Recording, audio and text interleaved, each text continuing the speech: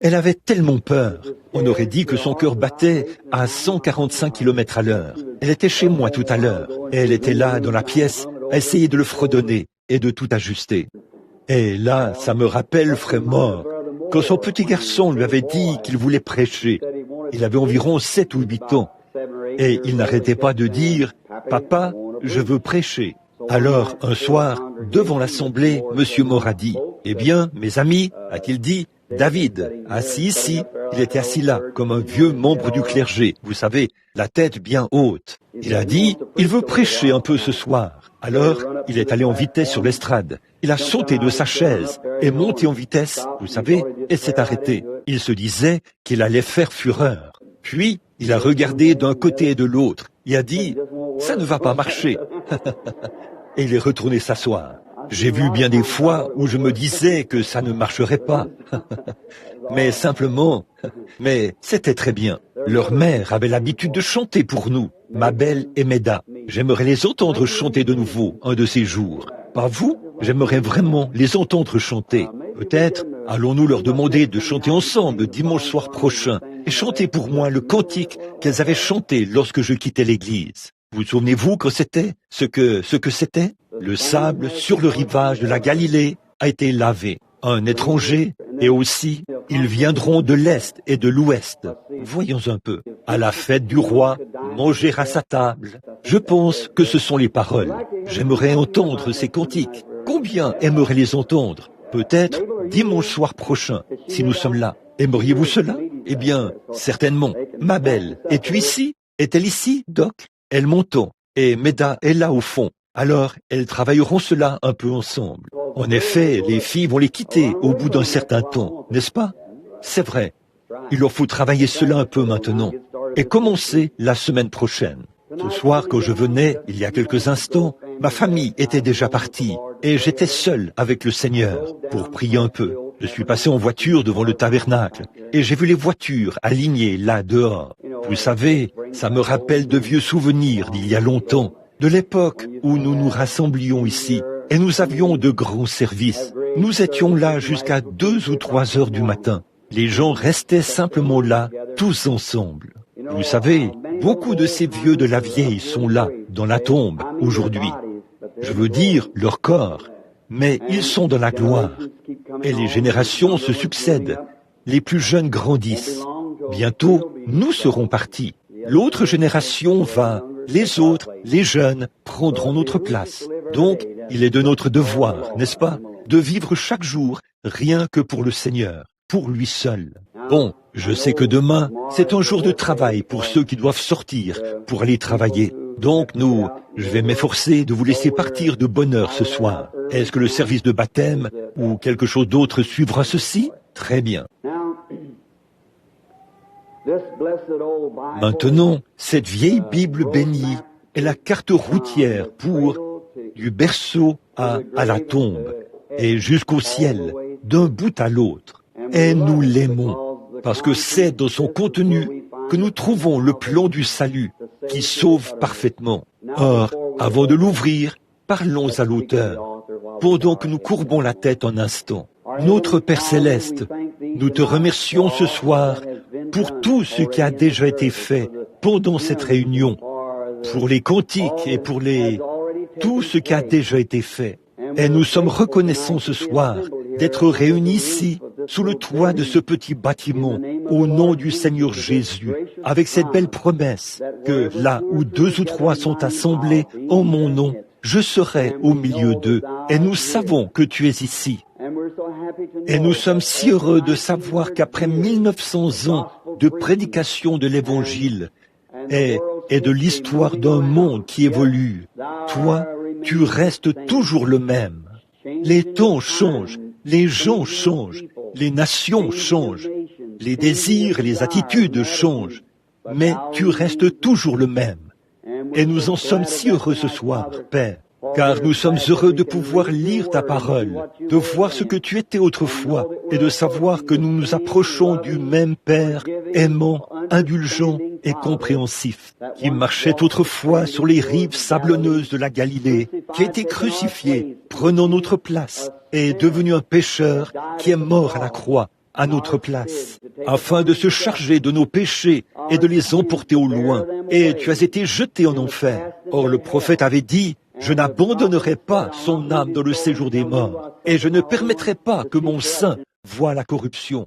Et le troisième jour, tu es ressuscité et es monté au ciel, où tu es assis ce soir, à la droite de la majesté de Dieu, pour intercéder sur la base de notre confession. Et nous avons le droit et le privilège de confesser que notre propriété personnelle, qui a été rachetée par ton sang, tout ce que tu as inclus dans ton plan de rédemption, lorsque tu es mort et as fait l'expiation au calvaire. Et ce soir, Père, nous demandons une bénédiction spéciale pour chaque pèlerin présent sous ce toit ce soir, dans le tabernacle. Nous te prions aussi, Père, pour les hommes et les femmes, les garçons et les filles qui sont en dehors de l'arche ce soir, qui ne te connaissent pas. Nous te prions d'être avec eux et de les attirer à toi ce soir. Et puisse le Saint-Esprit frapper spécialement leur cœur et les attirer à Dieu notre Père. Accorde-le, Seigneur. Bénis chaque église et chaque réunion qui a cours dans le monde entier, aujourd'hui et ce soir. Puissent tous les ministres être inspirés pour prêcher et que le cœur et l'oreille des gens soient circoncis pour entendre et comprendre, afin que Dieu en reçoive la gloire. Car nous le demandons au nom de Christ. Amen. Que le Seigneur ajoute sa bénédiction ce soir, alors que nous venons à la croix pour donner un petit enseignement sur la parole.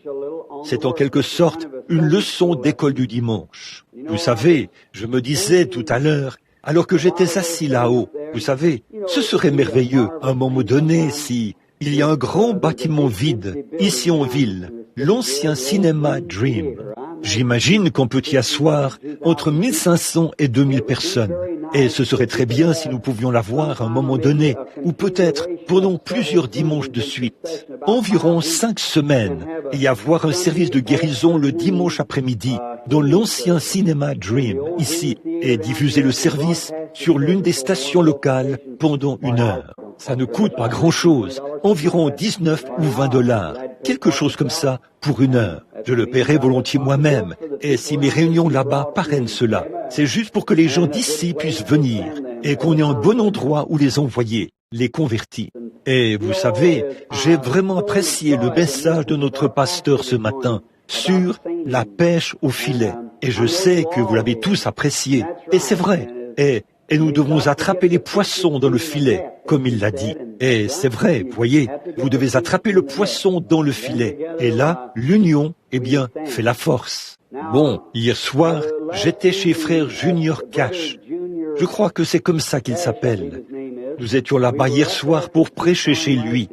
Et le Seigneur est descendu d'une manière merveilleuse.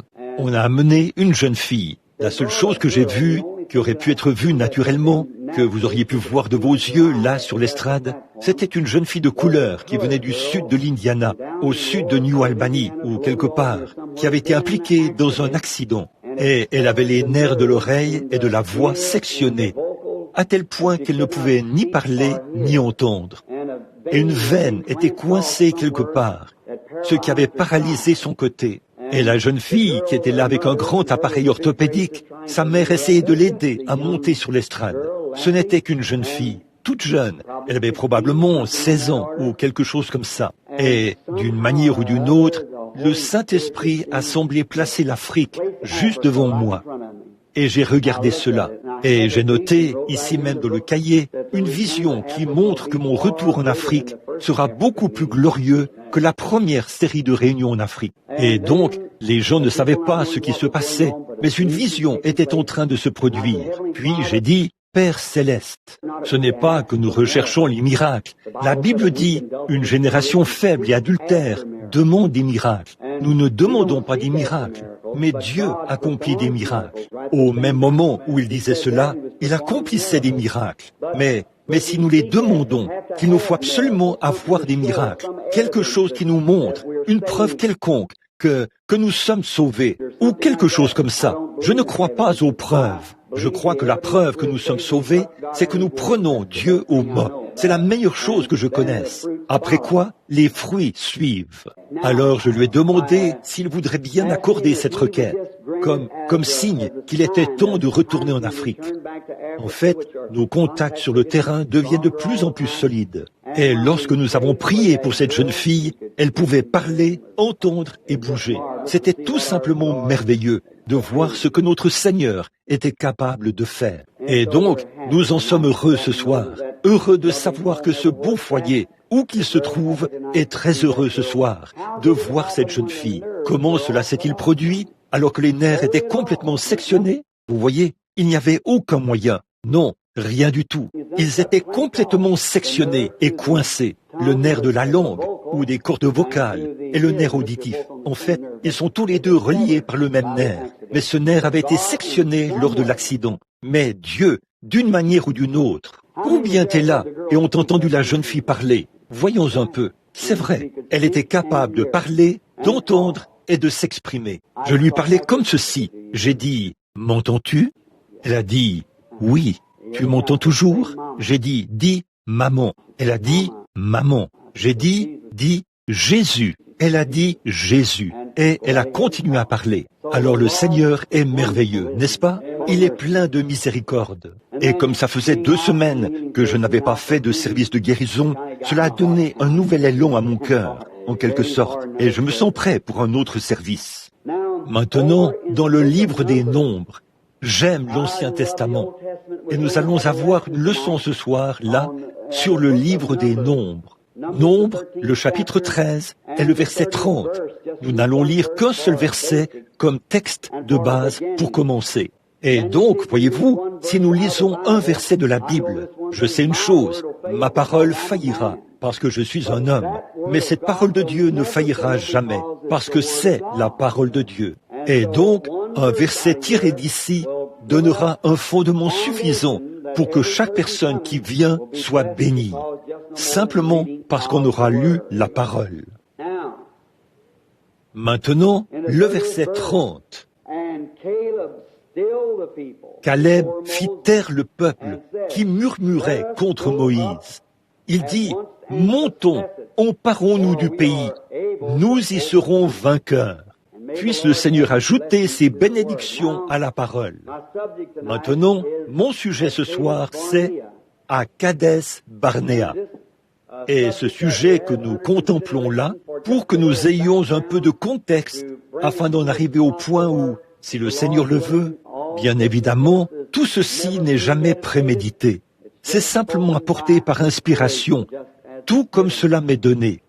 Je n'ai pas fait d'études pour apprendre comment prêcher cela.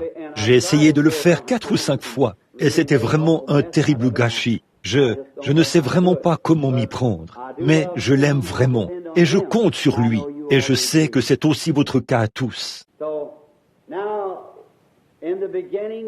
Alors, donc, au commencement, c'est un tableau que Dieu, c'est un grand récit de la Bible, que Dieu a inséré ici pour nous, afin que par cela, nous puissions prospérer.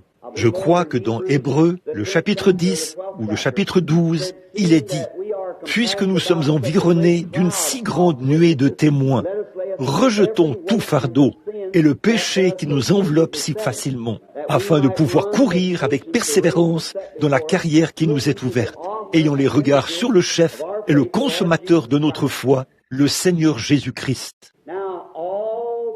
Bon, tout l'Ancien Testament et tous ses personnages et ses caractéristiques n'étaient qu'une préfiguration du coin ou de la clé de voûte, le Nouveau Testament, qui reliait la loi et cette dispensation. Beaucoup de gens disent que ceci, c'est la dispensation chrétienne, mais ce n'est pas le cas. Ceci, c'est la dispensation du Saint-Esprit. La dispensation chrétienne a duré 3 ans et demi. La loi a duré plusieurs centaines d'années. Ainsi donc, la dispensation chrétienne est le pont ou la clé de voûte qui relie le Nouveau et l'Ancien Testament. Bien des fois, dans la Bible, nous voyons, et très souvent, on appelle cela les actes des apôtres. C'est le nom qu'on donne. J'aime toujours appeler cela les actes du Saint-Esprit dans les apôtres. Parce que les apôtres n'étaient que des hommes, mais c'était le Saint-Esprit dans les apôtres qui accomplissait ces actions.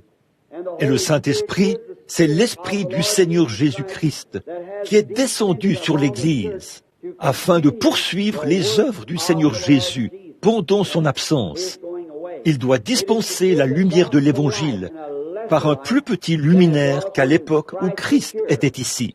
Comme la lune et le soleil, la lune apparaît pour apporter de la lumière en l'absence du soleil, jusqu'à ce que celui-ci se lève de nouveau. Ensuite, la lune disparaît. Le soleil, c'est une lumière tellement plus brillante qu'elle éteint la lumière de la lune. Mais la lumière de la lune, qu'est-ce que c'est? C'est un reflet du soleil sur la lune. C'est comme Christ. Quand il était ici, il était la lumière du monde. Il est parti et il brille maintenant sur son Église pour refléter sa lumière dans ce monde aujourd'hui, afin qu'on puisse marcher dans la lumière jusqu'à son retour. Et alors, tout et tous seront remis entre ses mains. Il s'assiera sur le trône du roi David et il régnera dans tous les siècles des siècles.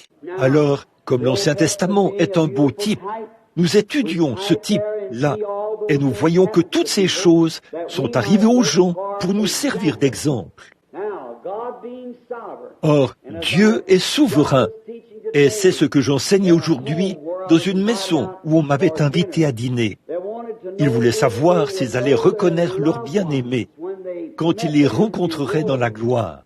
Eh bien, j'ai dit, certainement, nous les reconnaîtrons. Voyez, nous sommes nous avons 3 corps différents dans lesquels nous habitons.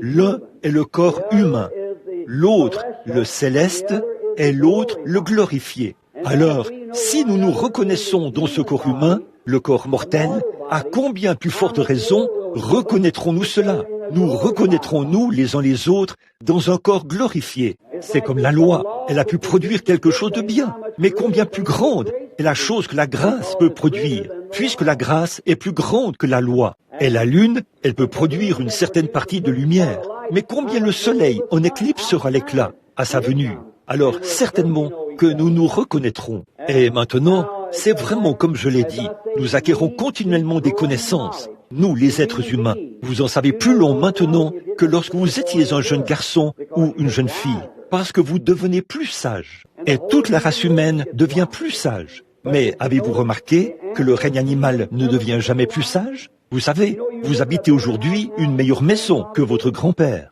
Et probablement que vos enfants habiteront une bien meilleure maison que vous aujourd'hui. Mais tout récemment, je crois dans le Reader's Digest ou quelque part, je lisais un article qui disait qu'on avait pris une petite femelle roitelet et qu'on l'avait mise dans une cage sans rien pour construire un nid. Et elle a dû pondre ses œufs sur le sol de la cage.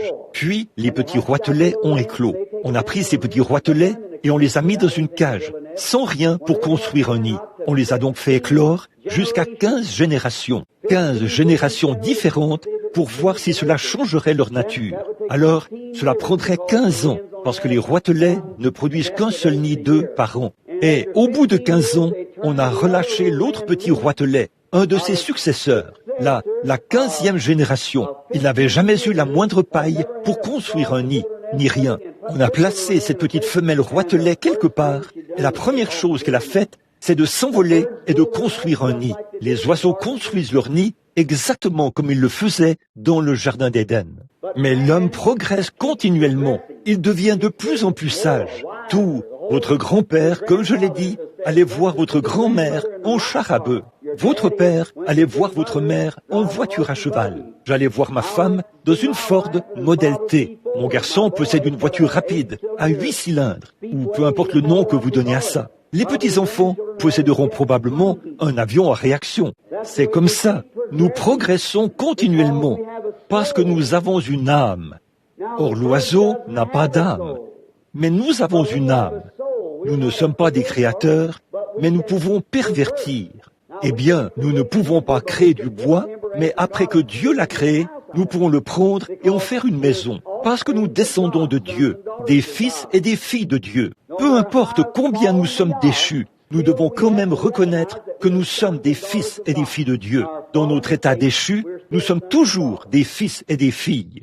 Dieu fait une promesse. Dieu doit tenir cette promesse. Oh, j'espère que vous voyez cela. Si seulement vous pouviez le comprendre ce soir, Église, et en prendre conscience. Vous n'iriez pas de droite à gauche et vous n'adhéreriez pas à cette église-ci, puis à cette église-là. Vous ne rechercheriez pas votre plaisir dans les choses du monde. Vous ne rechercheriez pas votre guérison en allant d'un service de guérison à l'autre. Vous pourriez prendre Dieu au mot et savoir que c'est terminé. Certainement, quand Dieu fait une promesse, il ne peut pas revenir sur cette promesse. Il est dans l'obligation de tenir sa parole. J'ai entendu quelqu'un dire, eh bien, il rétrogradait et revenait, et vous pourriez faire cela. Eh bien, je suis perdu en ce qui concerne Dieu. Si jamais vous avez été avec lui, vous ne serez jamais perdu en ce qui le concerne. Parce que Dieu ne peut pas vous sauver, puis vous tournez le dos et vous rejetez. S'il le faisait, il irait à l'encontre de son propre dessein. Il ne peut donc pas faire cela. Alors quand nous devenons plus sages, mais Dieu était infini au départ. Il était parfait. Il ne devient jamais plus sage. Il est toujours le même. Donc, si une certaine situation critique s'est produite et que Dieu agit de telle ou telle manière, lors de cette situation, si la même situation se produit encore et qu'il n'agit pas de la même manière, alors il a mal agi quand il agit ici. Vous voyez? Il faut donc qu'il soit le même, en tout temps, quel que soit l'âge, et de voir que les gens peuvent expliquer et essayer d'annuler la puissance de la divinité. Ça, je ne le comprends pas. Parce que si Christ est le même hier, aujourd'hui et éternellement, sa puissance est la même, son attitude est la même. Et ce qu'il était en ce temps-là, il l'est maintenant, et il le sera pour toujours. Ça ne peut rien lui enlever, c'est tout. Et s'il est ressuscité au jour de son pèlerinage terrestre, il a guéri les malades, pour qui les médecins ne pouvaient rien faire, et les a guéris. S'il a agi ainsi lors de cette situation critique, et qu'il est le même hier, aujourd'hui et éternellement, il doit agir de la même manière aujourd'hui, sinon il a mal agi envers ceux-là. Voyez, s'il a fait une promesse en ce temps-là, et qu'il devait s'en tenir à cela, il fait une promesse ici, il doit s'en tenir à cela. Forcément, il n'y a rien qui cloche chez Dieu et avec sa promesse. Ce qui cloche, c'est un autre niveau, du fait que nous n'avons pas la foi pour y croire, ou pour le prendre au mot.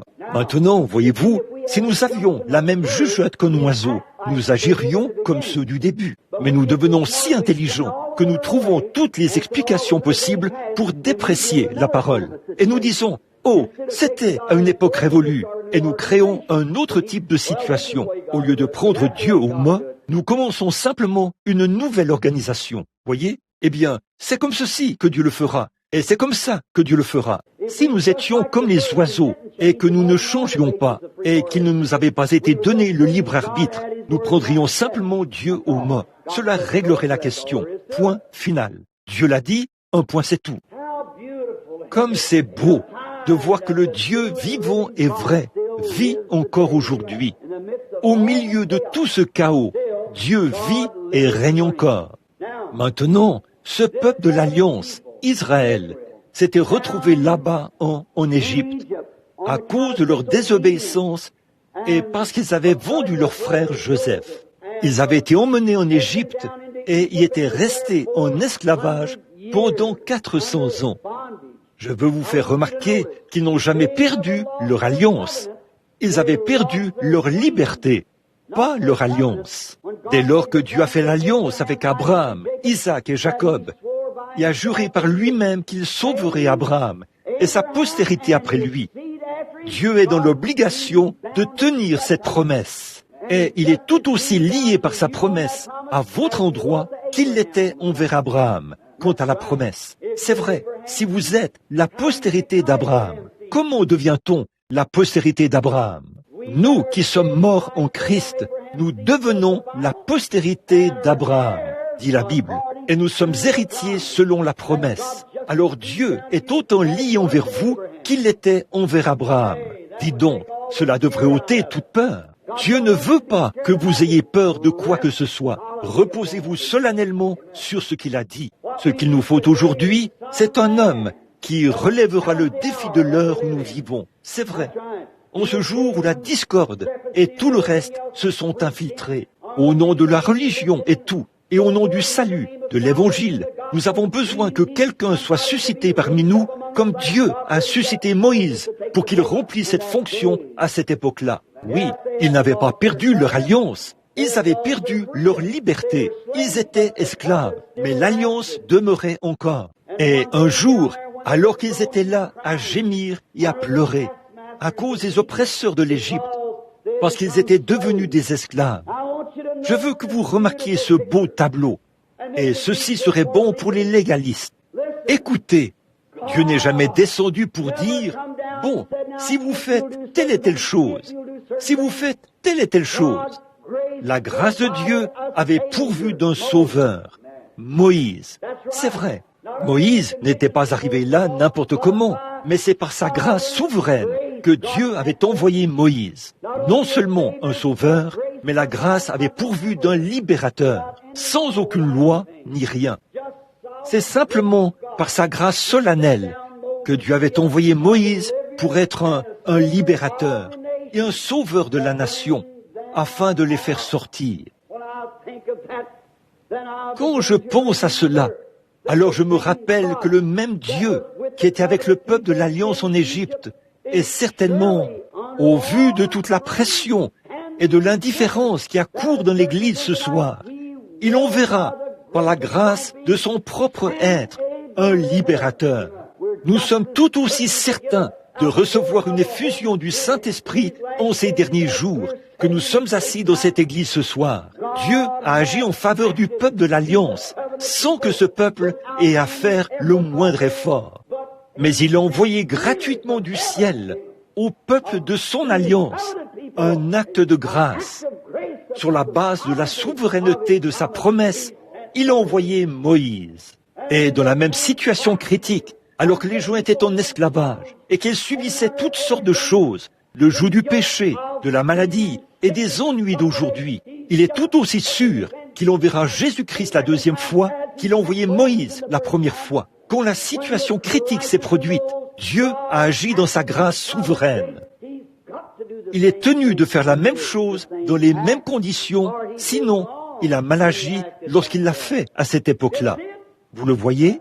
Voici ce à quoi j'essaie d'arriver. Le plus grand péché que je trouve dans l'Église aujourd'hui, c'est l'incrédulité. C'est le seul péché qui soit. Il n'existe pas d'autre péché que l'incrédulité. Là, dehors, quelle partie de cela est la nuit? Quelle partie est noire? Vous ne pourriez pas dire, il fait noir dans cette partie-ci, alors qu'il fait complètement noir, même à partir de mes mains.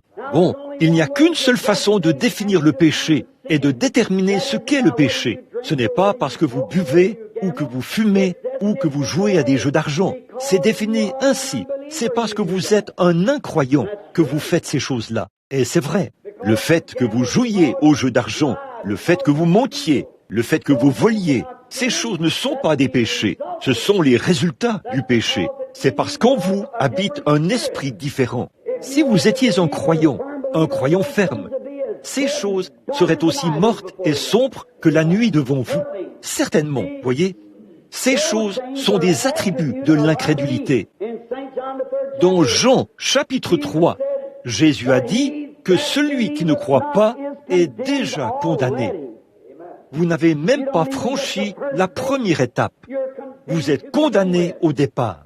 Donc, ça ne veut pas dire que vous devez avoir un étalon de mesure dans votre église. Si vous faites ceci, si vous vous conformez à ces règles-ci, si vous vous conformez à cette règle-là, bien des fois, les gens vont laisser de côté de petites choses comme ça pour faire partie d'une église. Mais la chose est encore dans leur cœur, et ils le font en secret. Mais une fois qu'un homme a satisfait aux exigences de Dieu et qu'il est né de nouveau de l'Esprit de Dieu, ces choses sont ôtées de sa vie. Il n'a plus le désir de les faire. Pourriez-vous imaginer un cochon? Le cochon ira manger sur un tas de fumier. Je ne lui en veux pas. C'est un cochon. C'est ce qui le pousse à le faire.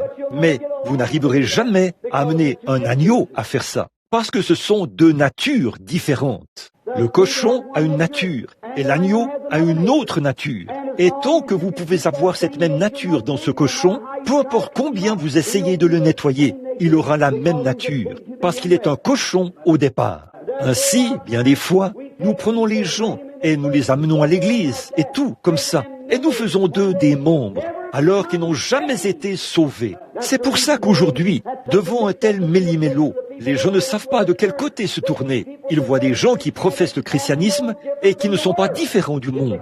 C'est parce que ces personnes ne sont jamais entrées en contact ou n'ont jamais été nées de nouveau. Elles n'ont jamais accepté le Seigneur Jésus, n'ont jamais cru en lui. Il se peut qu'elles se soient emballées, il se peut qu'elles aient dansé, il se peut qu'elles aient poussé des cris, il se peut qu'elles aient parlé en langue, il se peut qu'elles aient fait toutes ces choses, mais elles ne sont jamais venues à la personne, Jésus-Christ. Elles ne sont jamais vraiment nées de nouveau. Dans leur cœur, ces choses meurent, leur nature est changée et une nouvelle personne naît. Bon, Moïse, devenu adulte, a refusé d'être appelé fils de la fille de Pharaon. Après cela, il a tué l'Égyptien. Mais Dieu était avec lui dans le pays de Madian et il l'a ramené. Devant ce buisson ardent, ce jour-là, il a vécu une expérience qui l'a marqué toute sa vie. Et comme je l'ai dit hier soir, je le redis aujourd'hui, cet homme, peu importe combien Moïse avait été bien enseigné, combien il connaissait la théologie, combien il était un bon membre d'église, et il avait eu un bon professeur, sa mère. Il avait été élevé selon tous les préceptes d'instruction possibles. C'était un fils de roi. Mais en essayant par lui-même, il n'a quand même pas réussi à accomplir cela. Mais en 5 minutes, dans la présence du buisson ardent, il est devenu une nouvelle personne. Il s'est passé quelque chose. Et ce qu'il nous faut aujourd'hui, dans nos séminaires, ce n'est pas tant un enseignement de la théologie, mais une expérience du buisson ardent, où les hommes se prosternent devant Dieu et le rencontrent face à face. Ce qu'il nous faut aujourd'hui, c'est quelqu'un qui relèvera le défi, comme il en était en ce temps-là. Ce qu'il nous faut, ce sont des hommes et des femmes qui ont rencontré Dieu et qui savent de quoi ils parlent. Pas quelqu'un qui essaie d'enseigner à partir d'un livre d'église ou d'une théologie ouverte. Ce qu'il nous faut aujourd'hui, c'est un homme qui était dans la présence d'un buisson ardent, qui est né de nouveau, a été changé et est devenu une nouvelle créature. Voilà le genre de personne qu'il nous faut aujourd'hui. C'est le genre de personne qui restera sur la ligne de feu, quoi qu'il arrive. Moïse, après avoir reçu sa commission, est descendu en Égypte et a délivré les enfants d'Israël. On voit une grande erreur et une grande chose. Ce qui arrive en ce jour-là arrive de même aujourd'hui. Nous voyons que lorsque Moïse est allé chercher les enfants d'Israël et qu'il les a fait sortir, il s'était produit un phénomène. Alors, voilà, je ne veux pas vous blesser, je ne veux pas vous secouer ou vous arracher la peau, mais je tiens à prêcher la vérité. Il y a une chose, frère, la vérité ne vous rendra jamais populaire, mais la vérité vous rendra honnête. Voilà une bonne chose. Et ne devriez-vous pas être honnête plutôt que populaire? Certainement que vous devriez l'être. Maintenant, je veux que vous sachiez que quand ce phénomène s'est produit, des miracles, des signes et des prodiges ont été accomplis. Et quand ils sont sortis, dit la Bible, une multitude de gens de toute espèce sont sortis. Un groupe de gens de toute espèce. Certains d'entre eux étaient des croyants et d'autres prétendaient croire. De grands miracles avaient été accomplis. Les gens sont sortis en faisant profession d'être croyants, mais ils n'étaient pas des croyants. Et c'est là que réside une grande partie de nos problèmes aujourd'hui. Nous pourrions mettre le doigt dessus. Ce sont des hommes et des femmes qui viennent à l'église et qui font profession d'être des croyants, mais qui ne le sont pas. J'en ai vu derrière la chair, j'en ai vu dans les lignes de prière, j'en ai vu partout des hommes et des femmes qui viennent là et disent « Je suis un croyant » et qui font profession d'être des croyants, mais qui ne sont pas des croyants. Et c'est là que les ennuis d'Israël ont commencé, quand ils en sont arrivés au point où ils ont constaté que ces gens-là étaient aussi sortis. Certainement que le surnaturel s'était produit. C'est ce que nous voyons dans nos milieux aujourd'hui, dans nos églises. Dieu est entré en scène. Il guérit les malades. Il a ressuscité les morts. Il a ouvert les yeux des aveugles.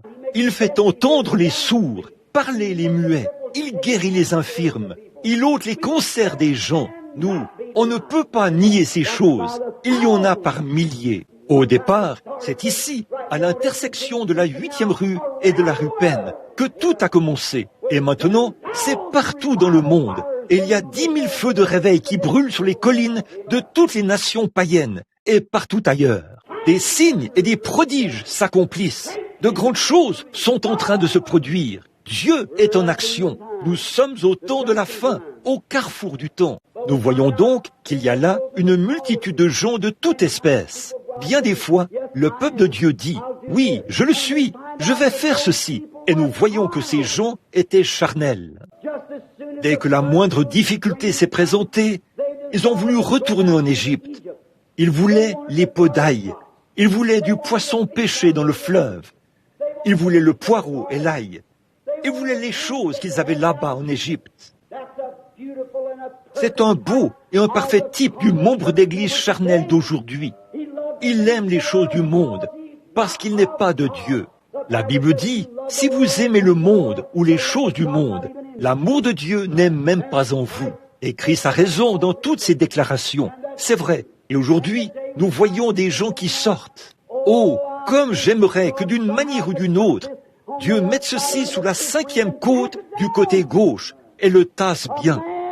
Un homme, peu importe combien il essaye de faire semblant, lorsqu'il fait face à une difficulté, cela fera ressortir ce qu'il y a de mieux et ce qu'il y a de pire en lui face aux difficultés. Prenez un chrétien à un moment donné, mettez-le devant une difficulté et regardez sa réaction. Vous verrez de quoi il est fait. Tout le monde peut faire bonne figure. Tout le monde peut louer le Seigneur. Lorsque le Saint-Esprit se répand sur une assemblée de gens, mais que les ennuis surgissent, alors observez ce qui se passe. Observez ce qui arrive à ce moment-là. Alors, êtes-vous en train de tomber? Êtes-vous de cette multitude de gens de toute espèce? Êtes-vous la personne qui ne peut pas, comme on le dit dans le langage de la rue, qui dit « Je ne peux pas le supporter ». C'est ça. Vous ne pouvez pas tenir le coup.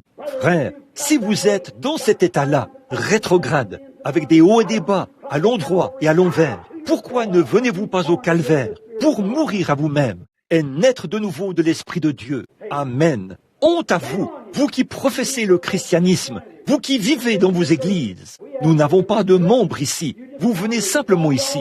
Vous faites partie de différentes églises. Mais vous qui faites profession d'être des chrétiens et qui, dehors, menez une vie qui montre que vous ne l'êtes pas, vous êtes un déshonneur pour l'association du Seigneur Jésus-Christ. Amen. Vous qui faites profession d'être chrétien et qui avez honte de le prendre au mot ou de témoigner de sa puissance et de sa gloire, en tout temps, vous êtes un déshonneur pour le nom du Seigneur Jésus-Christ. Amen. C'est la vérité, c'est vrai. Tenez-vous-en à la parole. Quoi qu'il advienne, tenez-vous-en à sa parole. Abraham a dû le faire et il a appelé les choses qui n'étaient point comme celles étaient. Il a cru à Dieu et cela lui était imputé à justice. Ce qu'il nous faut aujourd'hui, c'est qu'on ôte l'os de poulet et qu'on mette une colonne vertébrale dans le christianisme. Voilà, ce qu'il nous faut, ce sont des chrétiens nés de nouveau, des hommes et des femmes, des gens qui, lorsqu'ils voient surgir les ennuis, ils ne se défilent pas, ils ne tombent pas, ils ne se précipitent pas de ce côté-ci, ils n'y ont pas part, mais un homme ou une femme qui prendra position et qui se montrera sous son vrai jour. Même vos amis vous apprécieront davantage si vous faites cela. Quel est l'homme qui n'appréciera pas une femme? Elle aura beau être laide, comme une clôture de boue enduite de crapauds. Elle aura beau être laide au possible, mais qu'elle soit une vraie dame et qu'elle ait assez de noblesse de caractère pour défendre les principes de la moralité féminine. N'importe quel homme qui a un tant soit peu de virilité en lui, il lui tirera son chapeau. Et si l'homme agit ainsi, étant un fils de Dieu déchu, que pensera Dieu lui-même d'un homme qui s'en tient à ses convictions, qui appelle le bien bien et le mal mal? Ce qu'il nous faut aujourd'hui, c'est un bon réveil à l'ancienne mode, comme celui de Saint Paul, et que le Saint-Esprit de la Bible soit de nouveau dans l'Église. On voit tant de cette mollesse, de se laisser aller, qui se font au nom du christianisme. Éliminez tout ça, tant de dénominations, tant de théologie, tant d'instructions. Et je ne cherche pas à soutenir. De toute façon, les gens ne marchent pas de manière aussi boiteuse que l'Église le fait. Voilà, c'est ça, de manière aussi boiteuse que l'Église le fait. Ce n'est pas l'instruction qui est votre béquille, c'est votre foi qui est votre béquille. Amen. C'est vrai, l'instruction n'y arrivera jamais. La dénomination n'y arrivera jamais. Aucune organisation ne pourra jamais se substituer à l'expérience de la chambre haute. Aucune école ne pourra jamais remplacer la Pentecôte. C'est impossible. Ce n'est ni par la puissance, ni par la force, mais c'est par mon esprit, dit le Seigneur. C'est ce qu'il nous faut aujourd'hui. Revenir à l'expérience de la Bible. Des chrétiens qui sont nés de nouveau, qui sont lavés dans le sang de l'agneau, blanchis, régénérés, 2 fois nés. Ce dont le monde a besoin aujourd'hui, c'est d'un réveil. Un réveil à l'ancienne mode. comme celui que saint Paul a eu vers l'an 66 de notre ère. Maintenant, mon frère, ma sœur, nous voyons que cette multitude de gens de toute espèce est sortie. Au bout d'un moment, ils ont commencé à se plaindre. C'est ce qu'on voit dans chaque mouvement suscité par Dieu. C'est ce que vous, les méthodistes, vous voyez dans votre église. C'est ce que vous, les baptistes, vous voyez dans votre église. Vous, les presbytériens, les pentecôtistes, qui que vous soyez, vous les voyez. C'est une multitude de gens de toute espèce. Voilà ce que c'était, il y a très longtemps, au XVIIe siècle, lorsque John Wesley a eu un réveil. Une multitude de gens de toute espèce sont entrés. Lorsque Martin Luther a eu un réveil, une multitude de gens de toute espèce y sont allés. Lorsque les baptistes ont eu un réveil, par John Smith, une multitude de gens de toute espèce y sont allés. Lorsque les pentecôtistes ont eu un réveil, une multitude de gens de toute espèce y sont allés. Et c'est exactement ce qui a causé sa mise au rencard. S'ils avaient été de vrais articles authentiques, ils seraient restés dans l'église et ils auraient prié jusqu'à ce que les autres sortent et ils auraient continué. Il y aurait toujours un réveil dans l'église méthodiste, baptiste, presbytérienne et pentecôtiste. C'est une multitude de gens de toute espèce. Ils sont sortis. Dès qu'ils sont arrivés là-bas, ils ont commencé à se plaindre. Ils n'étaient dans le désert que depuis 3 mois, quand ils se sont mis à dire « Oh, si j'avais de l'ail, si j'avais des poireaux !» Ils étaient là-bas. Ils avaient de la nourriture d'ange pour remplacer l'ail. Et ils se plaignaient. Pourquoi? Leur système digestif n'était pas capable de digérer, la nourriture d'ange. C'est ça le problème aujourd'hui. Nous n'avons pas eu de réveil du Saint-Esprit à l'ancienne mode. Et notre tube digestif spirituel n'est pas capable de digérer un bon vieux réveil à l'ancienne mode du Saint-Esprit par lequel on peut tenir bon.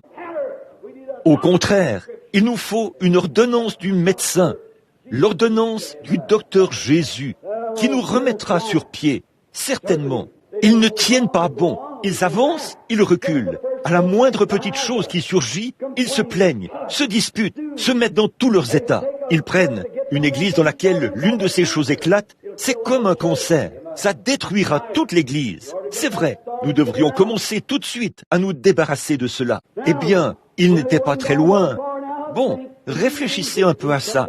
Ils mangeaient de la nourriture d'ange, descendue du ciel, et ils se plaignaient. Ils buvaient des eaux issues d'un rocher frappé, les eaux pures et saintes de la vie, et ils se plaignaient.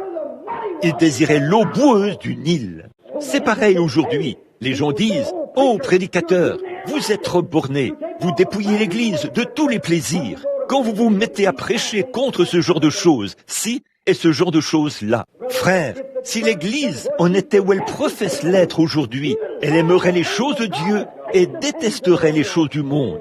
Elle a une multitude de gens de toute espèce. C'est ça le problème aujourd'hui. Une multitude de gens de toute espèce. Des gens qui désirent les choses du monde et qui veulent introduire des futilités dans l'Église. C'est pour ça qu'ils trébuchent et tombent.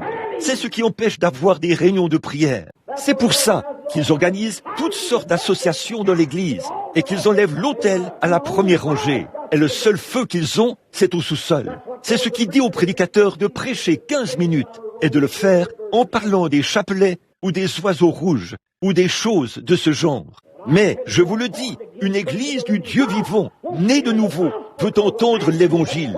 Car un homme qui est né de l'Esprit de Dieu, Jésus a dit que l'homme ne vivra pas de pain seulement, mais de toute parole qui sort de la bouche de Dieu. Certainement, des multitudes de gens de toute espèce. Ils sont sortis. Oui, ils avaient quitté leur grande position en Égypte, dont ils se vantaient, se vantant de leurs idées matérialistes, de leurs dispositifs mécaniques, de leur science médicale, de ce qu'ils réalisaient avec leurs dispositifs mécaniques. Ils se vantaient de leur position. Ils avaient abandonné toutes ces choses pour faire route avec le grand médecin. Et ils se plaignaient toujours. N'est-ce pas exactement comme la multitude de gens de toute espèce d'aujourd'hui? Et tout à coup, ils sont arrivés à un endroit appelé Kadès Barnéa. Kadès Barnéa, c'est le tribunal. C'était le tribunal du monde. Le vrai nom de cet endroit, sa signification, c'était une très grande source qui bouillonnait près de ce tas de palmiers qui se trouvait dans le désert, où il y avait de petites cabanes qu'on appelait une ville, le lieu d'habitation du peuple d'une nation ou d'une petite poignée de personnes. Et partout là-bas, les toutes petites sources qui bouillonnaient partout étaient alimentées par cette seule grande source. Quelle belle image de l'Église, là-bas, dans le désert, où tout devait venir à Kadès pour s'approvisionner en eau. Tout devait venir à Kadès pour s'approvisionner en eau. Et donc, c'est la seule grande source qui alimentait l'autre source. C'est un type du ciel. C'est un type du tribunal de Dieu, puisque le jugement commence par la maison de Dieu. Et là où cette grande source alimentait les autres petites sources qui prenaient leur point de départ. Cela signifie que le ciel étant le tribunal de Christ, toutes les églises donnent la vie, l'eau dans le tribunal, là où les gens vont à l'église pour être jugés. Le problème aujourd'hui, c'est que les gens viennent à l'église et on leur passe la main dans le dos et tout. Et ça, parce qu'ils mettent de l'argent dans le plateau à offrande, parce qu'ils sont devenus diacres, parce qu'ils occupent une fonction ou une autre dans l'église. Ou alors, parce qu'ils peuvent se balader à bord d'une meilleure voiture, ou porter de meilleurs vêtements, ou quelque chose comme ça. On vous respecte et on vous passe la main dans le dos. Frères, ce qu'il nous faut aujourd'hui, ce sont des prédicateurs à l'ancienne mode, qui appelleront les choses par leur nom. Noir, c'est noir, et blanc, c'est blanc. Comme Jean-Baptiste, lorsqu'il est sorti du désert de Judée, il n'était pas très bien habillé. Il était enveloppé d'une peau de mouton, avec une ceinture de cuir, un tissu de poils de chameau attaché autour de lui. Et il est arrivé là, en prêchant la repentance. Et quand Hérode a pris la femme de son frère Philippe, et qu'il avait épousée, il est allé là-bas à la réunion. Je peux m'imaginer le diacre qui dit « Ne prêche surtout pas sur le mariage et le divorce ce soir, parce qu'il y a un grand homme parmi nous ce soir. Ne fais surtout pas ça. » Pouvez-vous imaginer qu'un homme qui a reçu le Saint-Esprit dans le sein de sa mère puisse fermer les yeux sur un péché, quel qu'il soit? Jean-Baptiste avait reçu le Saint-Esprit 3 mois avant sa naissance. Il était mort dans le sein de sa mère, quand le nom de Jésus a été prononcé pour la première fois. Il a sauté et bondi dans le sein de sa mère. Pouvez-vous imaginer qu'un homme qui a reçu l'Esprit, le baptême du Saint-Esprit, 3 mois avant sa naissance, puisse faire des compromis avec les choses du monde? Il s'est avancé tout droit vers lui a mis son doigt au nez et a dit « Il ne t'est pas permis de l'avoir pour femme ». C'est ça. Cela lui a coûté la tête. Mais il est immortel ce soir dans l'autre monde, parmi les rachetés. Amen. Ce n'est pas populaire, mais c'est la vérité. Amen. Remarquez, n'ayez pas peur quand je dis Amen. Ça signifie qu'il en soit ainsi. Oui, c'est vrai. Bon, je sais que je deviens un peu excité de temps en temps. Vous pensez que je suis excité, mais je ne le suis pas. Je sais où j'en suis. Je sais exactement où j'en suis. Je sais de quoi je parle. Je sais de qui je parle. Le Seigneur Jésus-Christ. Remarquez comme c'est beau. Et ils se sont mis à murmurer et à se plaindre. Et ils ont finalement été conduits à Kadès. Et quand ils sont arrivés à Kadès, ce tribunal, au jugement, ils étaient tous rassemblés là. Et il viendra un jour glorieux. Et je crois que ce jour est proche maintenant, où il y aura une séparation entre le bien et le mal. Et je crois que je peux suffisamment prouver, par l'autorité que donne l'Écriture, que la marque de la bête est le sceau de Dieu, ou le peuple de Dieu, vont bientôt se manifester, et que c'est même en train de se manifester maintenant. La marque de la bête, c'est la marque de l'apostasie. La marque de la bête, c'était ceux qui avaient rejeté le bien. On leur perçait l'oreille pour qu'ils demeurent dans l'erreur pour le reste de leur vie. Ceux qui reçoivent le sceau de Dieu, c'est le baptême du Saint-Esprit. Éphésiens 4:30 dit « N'attristez pas le Saint-Esprit de Dieu, par lequel vous avez été scellés jusqu'au jour de votre rédemption. » On en est au point où on ne peut plus supporter la médiocrité. C'est vrai. C'est comme un homme qui essayait d'aller au ciel. Il avait une poignée de billets. Le contrôleur de train lui a posé la question quand il est monté à bord. Il lui a dit « Pourquoi avez-vous autant de billets ?» L'un des billets était un billet des méthodistes, l'autre des baptistes, l'autre de la science chrétienne, l'autre des adventistes du 7e jour, l'autre était toutes les choses. Il lui a dit « Pourquoi avez-vous tous ces billets ?» Il a dit « Eh bien, je vais vous le dire, monsieur. » Il a dit « L'un disait sans cesse que ceci est vrai, et cela est vrai. Alors, je les ai tous essayés. » Il a dit « Je me suis dit que j'apporterais le billet de chacun d'eux. » Et il a été condamné. Frère, il n'y a qu'un seul moyen d'aller au ciel. C'est par Jésus-Christ, en étant né de nouveau du Saint-Esprit. Si un homme ne naît de nouveau, il n'entrera point dans le royaume, a dit notre Seigneur Jésus-Christ. Amen. Quel jour que celui où nous vivons, mon ami. Quel temps que celui où nous vivons. Quel changement. Quelle secousse! Dieu a toujours confirmé son Église. Dieu le fera toujours. Je ne dis pas qu'ils viendront tous au Branham Tabernacle. Je ne dis pas qu'ils iront tous à Wall Street.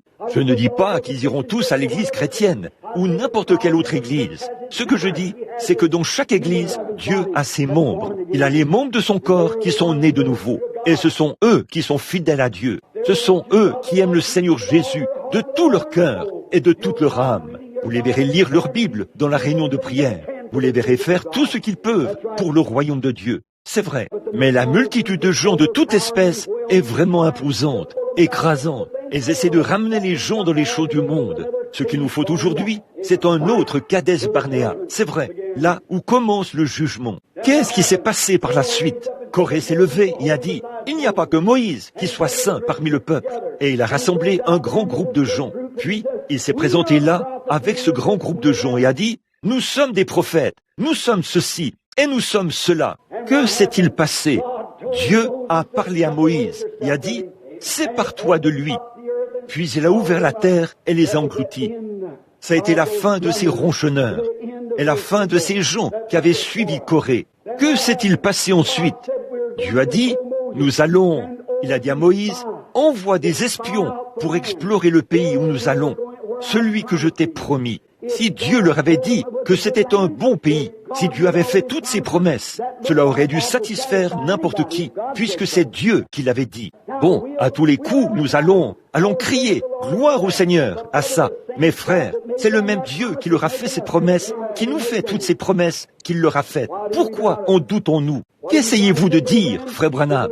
Est-ce une multitude de gens de toute espèce? Oui, c'est tout à fait cela. C'est une multitude de gens de toute espèce. Et nous sommes à Kadès en ce moment, où vous, de grands hommes dans le pays, nous avons eu un Jacques Schuller, un Billy Graham, nous avons eu Oral Roberts, Tommy Hicks, Tommy Osborne. Nous avons eu de nombreux hommes puissants qui ont parcouru ce pays d'un bout à l'autre. Et ce soir, il y a plus de débit d'alcool que d'églises. Et leur nombre va en croissant. Qu'est-ce qu'il y a? Il y a une multitude de gens de toute espèce. Je vais vous dire quelque chose, que cette nation ne se contente pas de réserver 1 heure d'un certain jour à la réunion de prière. Environ 1% de 1000 personnes essaieront d'y assister. Faites en sorte que toute cette nation se tourne vers Dieu, qu'elle ferme tous les débits d'alcool, détruise toutes les distilleries et ferme tous ces lieux de beuverie et d'escroquerie et tout le reste. Qu'on interdise aux femmes le port de ces espèces de petits shorts dégoûtants et qu'on fasse de leur port dans les rues une infraction passible d'une peine de prison. Qu'on nettoie les foyers, les maisons et l'église et qu'on mette des prédicateurs derrière la chaire au lieu d'une sorte de conférencier. Cela déclenchera un réveil à l'ancienne mode où les hommes et les femmes invoqueront Dieu. Nous aurons un réveil qui balayera le pays et ce sera la meilleure défense que nous ayons jamais eue. C'est la seule chose au monde qui arrêtera la bombe atomique. Vous avez un abri anti-aérien sous son aile. Amen. C'est vrai. Remarquez, Kadès Barnéa est entré en scène. C'est là que le jugement devait avoir lieu. Moïse a choisi 12 hommes, un de chaque tribu, et il les a envoyés explorer le pays. Quand ils sont revenus, j'aimerais que vous remarquiez le genre de rapport. Oh, ont-ils dit, c'est un beau pays. Oh, c'est un pays excellent. Il y coule le lait, le miel. Mais, on dit 10 d'entre eux, nous ne pouvons pas nous en emparer. Nous ne pouvons pas nous en emparer. Oh, ont-ils dit, nous avons rencontré les Amoréens, les Madianites et les Cananéens et tous ces gens. Voyons, nous étions comme des sauterelles auprès d'eux. Ce sont des hommes de très grande taille. Et leurs villes sont toutes fortifiées. Et il n'y a aucun moyen pour nous d'y entrer. Oh, nos cœurs défaillent au-dedans de nous. Nous ne pouvons pas nous en emparer. Et le peuple, par un vote populaire, a accepté ce rapport. Mais il y avait là 2 personnes, l'un nommé Caleb et l'autre nommé Josué, qui avaient ramené une grappe de raisin qu'il fallait 2 hommes pour porter. Caleb a dit, « Tranquillisez-vous devant le prophète, tranquillisez-vous !» Il a dit, « Nous sommes tout à fait capables de nous en emparer. Allons et emparons-nous-en tout de suite. Ce qu'il nous faut en cette heure-ci, c'est un homme qui relève le défi de la promesse de Dieu devant les gens. Dieu a promis l'effusion de la bénédiction de Pentecôte dans les derniers jours. Je veux dire, une vraie effusion de la Pentecôte. Et il est temps que cela se produise. On en est à un autre Kadès Barnéa. Oui, monsieur. Ils ont dit, nous pouvons très bien le faire. Certainement que nous pouvons le faire. Qu'était-ce? Ces membres d'église peureux regardaient à ce que leurs yeux voyaient. Mais Caleb et Josué regardaient à la promesse de Dieu. Peu m'importe combien ils avaient d'opposition, combien grands paraissaient les géants, combien grandes paraissaient les clôtures, ils regardaient à la promesse de Dieu. Et ce soir, chaque homme et chaque femme qui veut marcher avec Dieu, ne prêtez pas attention à ce que le monde dit. Si nous sommes capables ou incapables, Dieu l'a promis et c'est réglé. Dieu l'a dit. J'aime ça. Une fois que Dieu l'a dit, ça règle la question pour toujours. Je vous le dis ce soir, nous avons eu beaucoup de prétextes fallacieux. Nous avons eu beaucoup de croyances artificielles. Nous avons vu beaucoup de choses qui sont sorties pour se donner au spectacle. Certainement, le diable vous présente toujours ses précurseurs. Une contrefaçon pour effrayer les gens. Nous avons connu une fausse Pentecôte. Nous avons connu une fausse pluie. Nous avons connu un faux ceci et cela. Mais malgré tout ça, un authentique baptême du Saint-Esprit existe. Une authentique bénédiction de Pentecôte existe encore. Une authentique guérison divine existe. Un esprit authentique existe. Un peuple authentique existe. Et c'est maintenant l'heure de se mettre en route. C'est vrai, les gens sont à l'heure de la décision maintenant. Vous devez prendre votre décision. Cette Église doit prendre une décision. Chaque homme en arrive au point où il fait face à une heure cruciale. Il y a eu un moment crucial où vous avez dû prendre une décision. Vous vous trouviez devant un tribunal. Il vous fallait répondre « Je suis coupable » ou « Je ne suis pas coupable ». Quand vous vous tenez devant le juge, vous devez prendre une décision. Et ce soir, le Branham Tabernacle doit prendre une décision. Nous allons soit avancer, soit rebrousser chemin. C'est vrai, soit vous retournez à l'ail et aux poireaux et aux choses de l'Égypte, soit vous avancez vers la nourriture d'anges, vers le pays promis au sujet duquel Dieu a fait une promesse. Nous avançons vers un réveil du Saint-Esprit à l'ancienne mode. Sinon, vous serez mou, vous vous traînerez partout et vous picorerez comme un rouge-gorge sur une pomme jusqu'au jour de votre mort. Vous devez prendre votre décision. Vous ne pouvez pas continuer comme ça. Pourquoi clochez-vous des deux côtés, a dit Élie. Si Dieu est Dieu, servez-le. S'il n'est pas Dieu, alors ne le servez pas. Si la véritable expérience de Dieu, c'est ce qui ôte le péché du cœur de l'homme, et non pas le fait d'appartenir à une église, ou d'appartenir à un clan, ou d'appartenir à une organisation, ce contre quoi je n'ai rien à dire. Ces choses sont très bien. Si l'instruction ne produira pas cela, nous l'avons essayé bien des fois, et nous en avons obtenu des citernes qui fuient. À un moment donné, quand nous avons eu le conseil des quatre, nous avons pensé que cela mettrait fin à toutes les guerres. Ça n'a pas mis fin aux guerres. Il y avait une fuite dans cela. À un moment donné, nous avons pensé que les programmes pédagogiques sauveraient le monde entier. Nous avons instruit les gens. Et qu'avons-nous obtenu? Une bande d'athées instruits. C'est tout à fait vrai. À un moment donné, nous avons pensé que les associations sauveraient le monde. Et nous avons vu que les criminels les plus vils que nous avons sont issus de ces soi-disant associations. L'instruction et les associations ne sauveront pas le monde.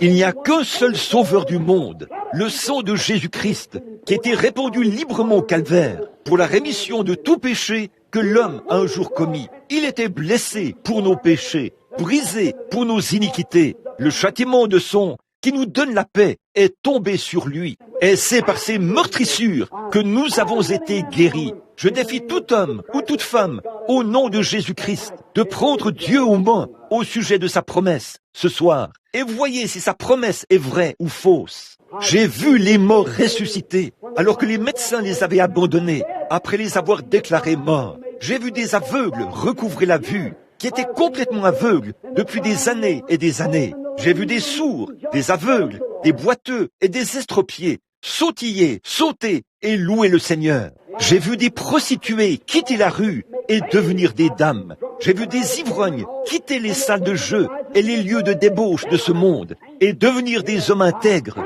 des saints. Je mets au défi quiconque de produire quoi que ce soit d'autre qui puisse accomplir cela. J'ai vu des hommes aller chez les alcooliques anonymes pour essayer de se rétablir. Ils ont pris des injections, ils ont tout pris et toute la psychologie du monde. et les meilleurs médecins qui soient leur ont administré des soins sans succès.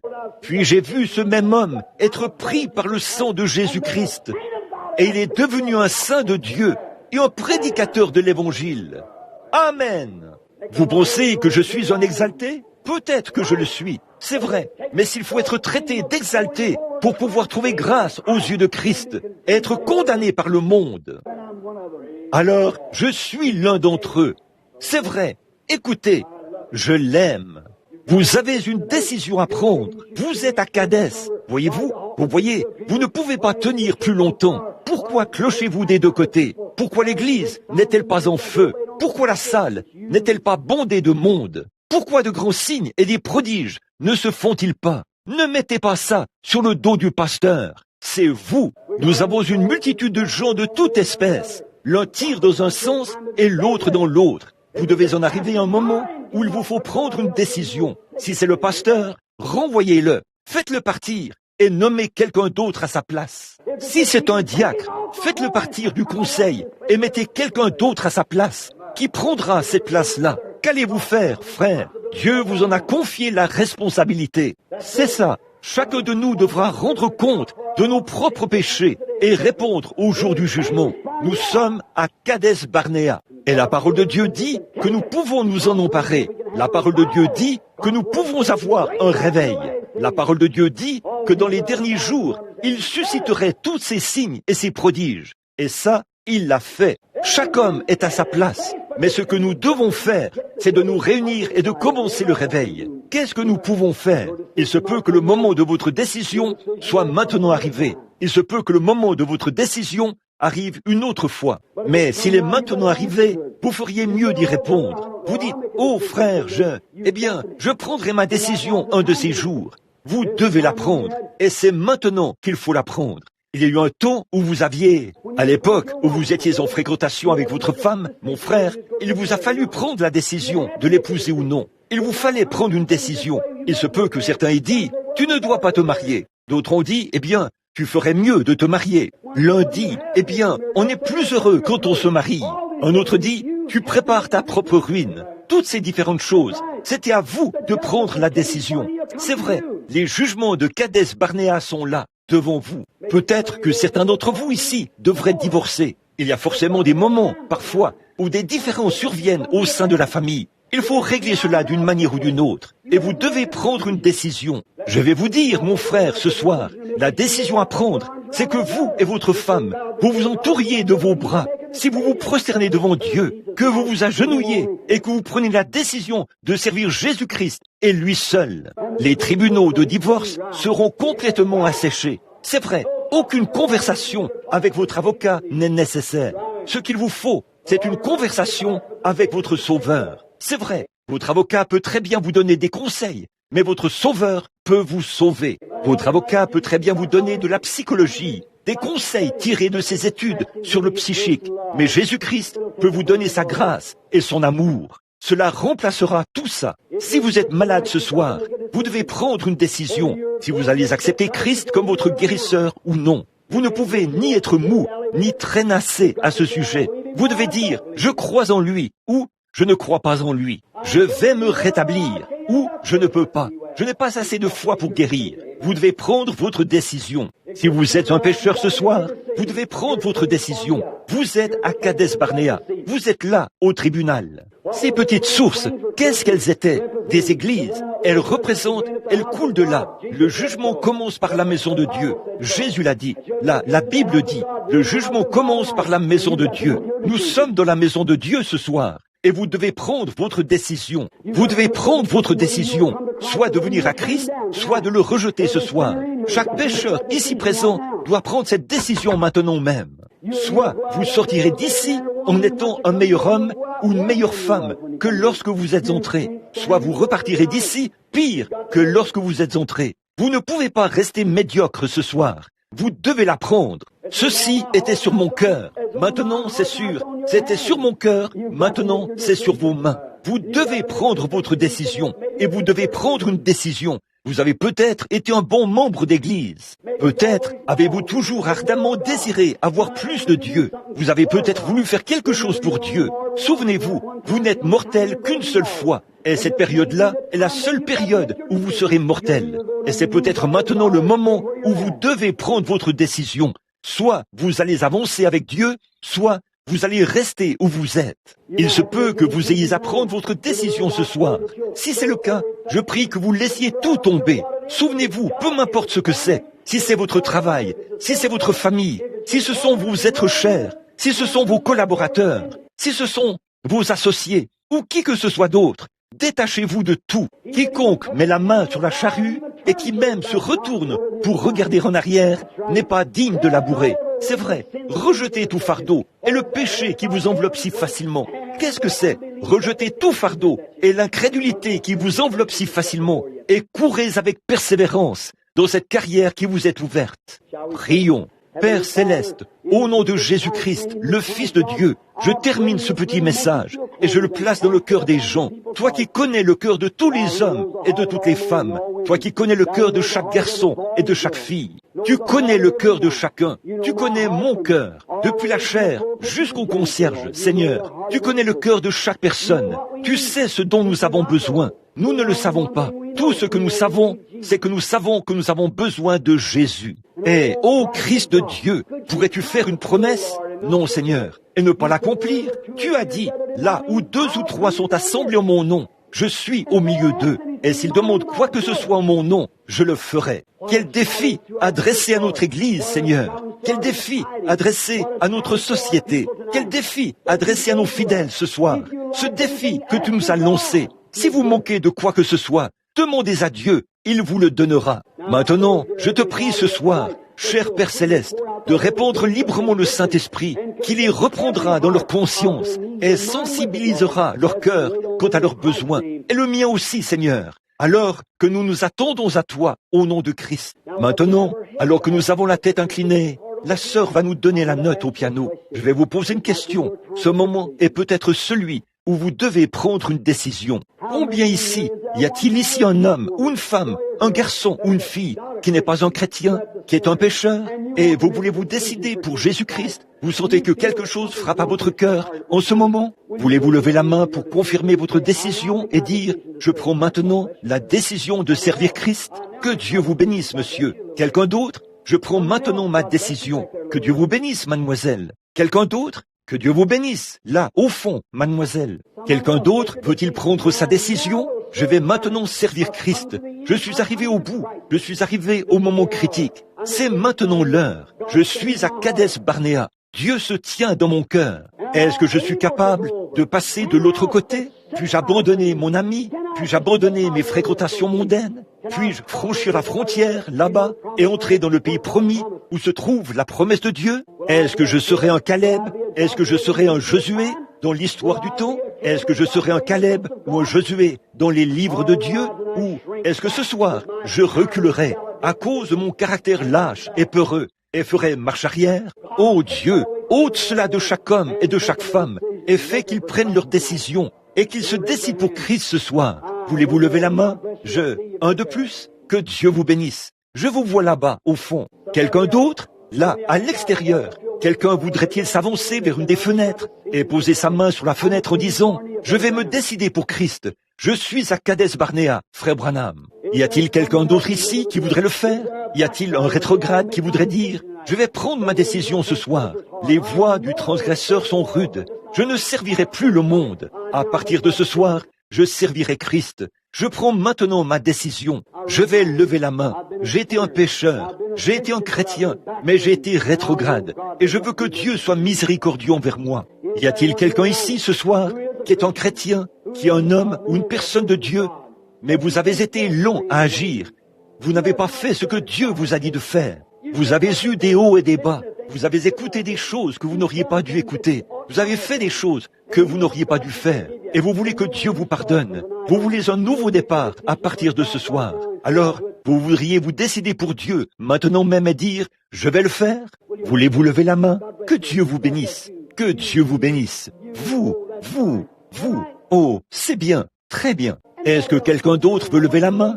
Je veux que vous leviez la main. C'est votre décision à l'égard de Dieu. Dieu voit votre main. Vous dites, à quoi cela sert-il?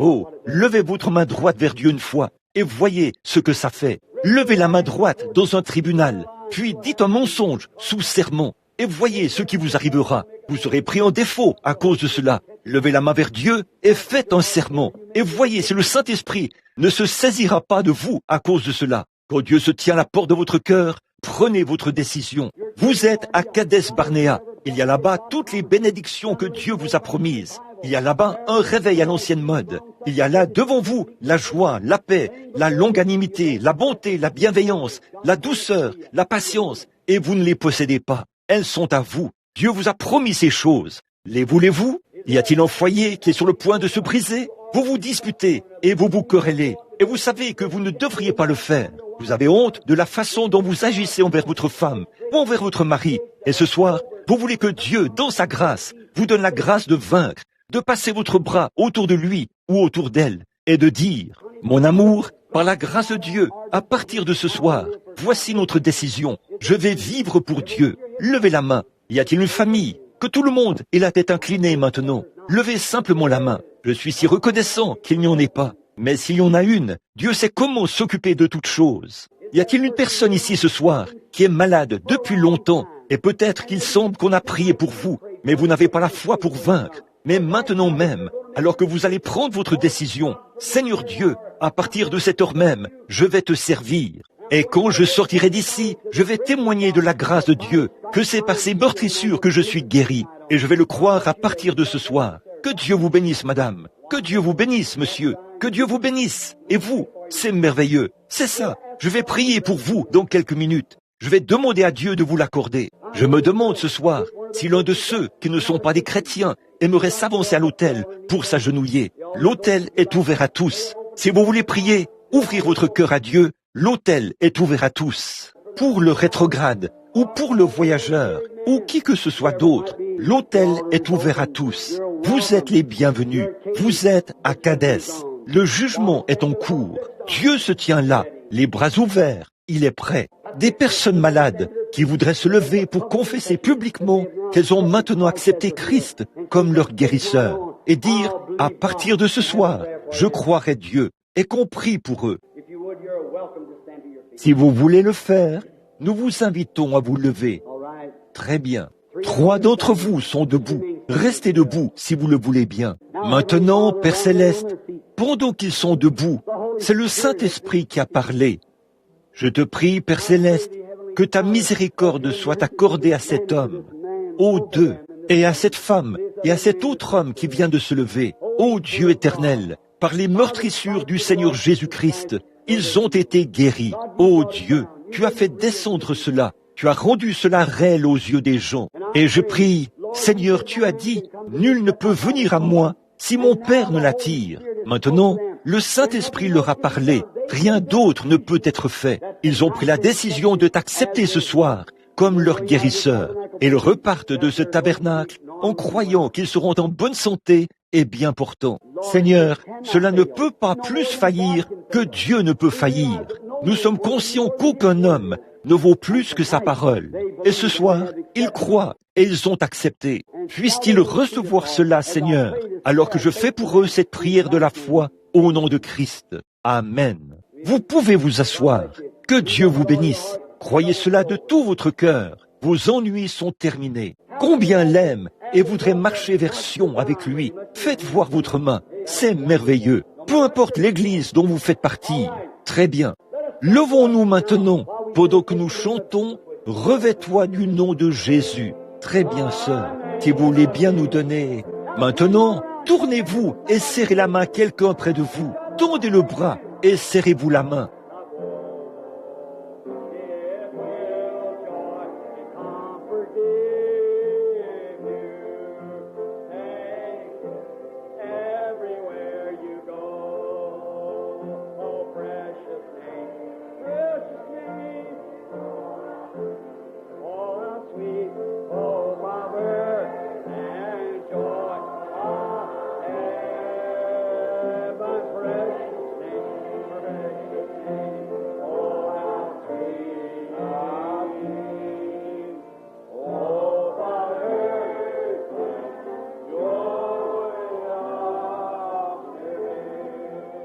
Vous tous qui l'aimez d'un amour suprême, de tout votre cœur, de toute votre âme, de toute votre pensée, de toute votre force, levez la main comme ceci et dites « Gloire au Seigneur ». C'est bien, très bien. Maintenant,